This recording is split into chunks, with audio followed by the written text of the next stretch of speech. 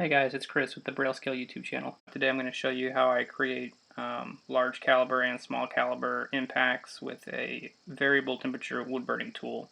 While I'm doing that, I'm also going to show you guys how to make some flame cut marks with the same tool. This is the end result after I cleaned it up with some texture using Tamiya Basic Putty and ultra thin cement.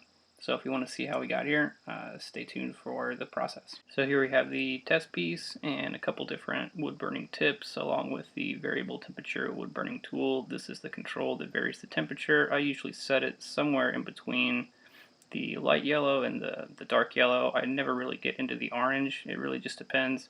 As you use the tool, it's going to cool down, so you might have to adjust the temperature on the fly. These are the different tips. I have a rounded tip that I like to use for the larger caliber impacts. Up next, I have a couple chisel tips here, almost like a dull blade, but they have really straight edges, and so they're great for flame cut marks or any kind of straight scratch or gouge in the metal.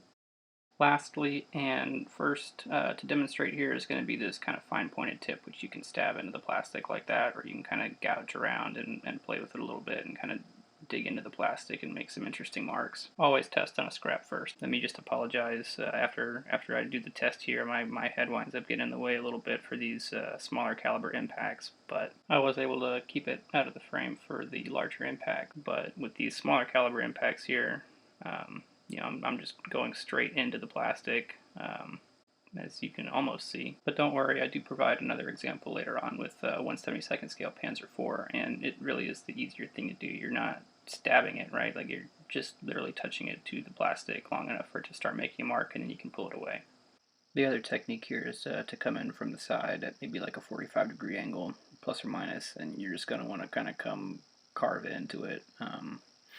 Push in, pull around, twist around, whatever effects kind of happen as they happen. It's one of those things almost like airbrushing or painting where you're going to do part of it and then whatever the results are kind of happen live. So I'm sure the more practice or time that you spend into it, the more predictable those results are, and that's really what the hobby is about. I think is about repetition to the point where results become predictable enough to produce the same consistent content over and over again. So this is where we get that kind of stabbing motion, but you can see it's really not that dramatic like I was making it out to be. You're really just, again, kind of kissing the surface with the tip of the wood burning tool. But that's just to kind of provide a little bit of like a spalling, almost shrapnel effect, in addition to the larger impacts themselves, more of a stippling texture. The next step is going to involve cleanup, so that's with sanding sticks, some sandpaper, a hobby knife, whatever it is. You're going to use a tool to just kind of modify that surface a little bit and fix anything that looks a little odd, to kind of smooth things out and even things up and reduce any of the effects that are a little too harsh. You'll just use some regular. I use Tamiya extra thin cement, but you can use any kind of regular glue that comes with its own fine application brush. Now, as I'm doing this, the wood burning tool is cooling down right now, but even then I'm going to do a cutaway here, and by the time I actually switch out the tip to the next tip, it's been a while, so make sure that tool is completely cooled down before you do any kind of tip changes. And with a little Hollywood magic, there we are with the new tip, this one, the rounded one, which I like to use for some larger shell impacts. And as you'll see here, once again, we are testing it with some spare sprue. Really, I could just test it right on this test piece because this is a spare piece. I don't intend to actually put this Panther rear plate onto a model. This is a Dragon Panther G that comes with Zimmerit, so they also, of course, being Dragon, give you the original rear plate that is Zimmerit free. So once again, we're just going straight down, and you can see it's really nothing to it. You kind of will do a little bit of a stirring motion almost, just to kind of create a little bit of additional texture, and what you're going after is that lip on the surface. If you look at pictures, again, this is all to be used with references, like anything else we do in the hobby, but if you look at pictures of these larger impacts, I mean, it really is what's happening essentially is a round is hitting that steel plate and just completely pulverizing the material and turning the metal to an almost molten level and then pushing stuff out, and um, it winds up looking a lot like this. Now that's the straight down effect. Here you can see me try to do kind of more of a glancing hit where um, you can kind of drag it across. You can use the tip straight down. You can use the edge of the tip. You can um, almost sketch with it like you would a pencil and paper, just to obviously make sure you are being careful with what you're doing, because not just that brass tip there, but that entire metal rod that comes out below that plastic handle gets pretty hot. You can see it smoking there. So it's just me blowing on the surface there to help cool things down a little bit. Probably not actually cooling it down, but it's that mental stuff that you do that is kind of ingrained. Here I'm adjusting the temperature, and you don't have to. If it gets cool, you can just wait for it to warm back up. So I did mention it earlier that as you continue to use this tool, it's not a perfect tool, so the more you use it, the cooler the tool becomes, because it's transferring the heat into this plastic. So if you do a lot of stuff back to back to back, you might notice that some of the plastic will start sticking to the tool or something like that, and it's because the tool is actually cooled down. And so you don't necessarily have to go in and start turning the temperature of the tool up. Just kind of clean the tool head off with something that's obviously not going to be a fire hazard. I use like a wet sponge, and then let the tool warm back up, and then you can continue at it. Up next, I'm going to be showing you guys some flame cut marks. So I've switched the tip out again after a significant amount of time has passed, and the tool is completely cooled off. I've switched it out for one of these kind of chisel tips. So there's some good techniques out there. Night Shift does great technique with an X-Acto knife.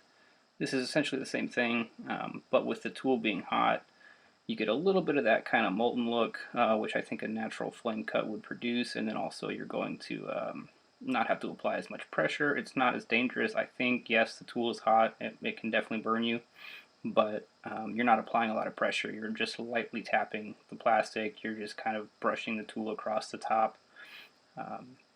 And it winds up going a lot faster too, because you're not putting in as much effort. You're not going through blades as they become dull and you have to change them out, or your hand doesn't start to get tired. You don't feel like you have to take a break. You can go fast or slow. You can push a little bit and get a little bit of depth to it, but again, like, you really don't have to, because this is going to kind of just slightly modify that surface and provide a little bit of texture, and it's really all you're looking for, is just a little bit of texture to be able to pull out that detail with a good pen wash. What I will wind up doing after the fact is I will come through with some sandpaper. I will come through with a hobby blade in some certain spots and go ahead and add some detail where I find it lacking. But if you really take your time with the wood burning tool, I think you can do probably like 95% of it all at once, and then some light sanding, and then I will wind up going over it with some Tamiya extra thin cement just to smooth things out and kind of provide a uniform texture. And then, as promised, here's that sanding stick. Again, pretty standard stuff. Don't go left and right. Don't make circles. Just unlike normal sanding, you're just going to want to take this one and go straight in line with the flame cut marks you just made. You're adding a little bit to the texture, and then you're evening out some of the crazier spots. This is what that looks like. Not sure how well this is going to show up, but that's where we're at right now. You can see some areas are a little deeper than others.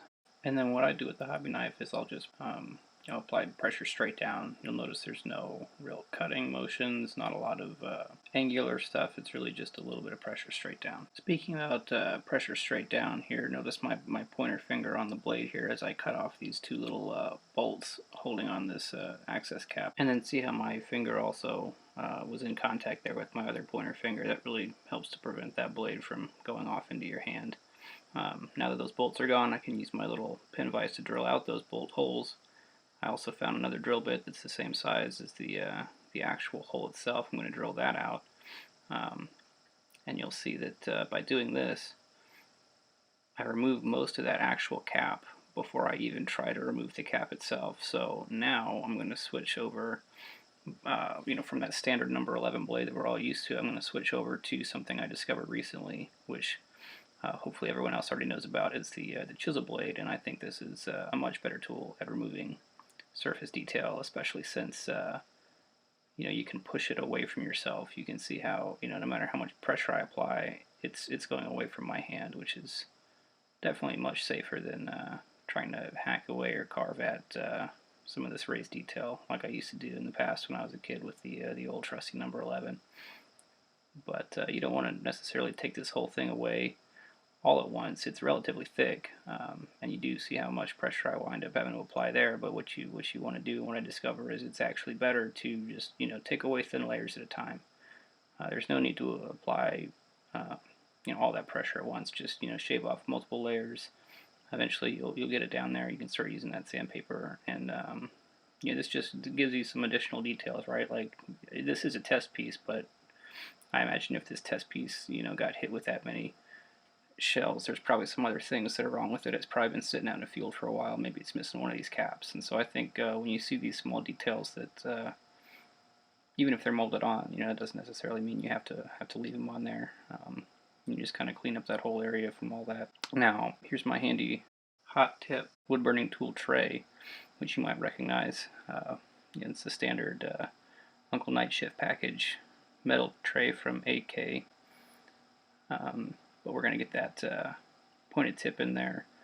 And like I said, I told you guys I was going to show you again a better video of how to use these pointed tips to just kind of provide some shell impacts. And you do this in 1/35 scale, it looks like a really small caliber maybe anti-armor round, but in 1/72 scale what you can do is actually make some larger looking impacts or ricochets or something like that. So again, here's an example of straight on right in the thickest part of an armor plate, and you're really just kind of pressing it until you get what you like, pull it away. And then here is an example of kind of a glancing blow right at the edge of the plate, and you can see I'm just kind of nicking that surface there.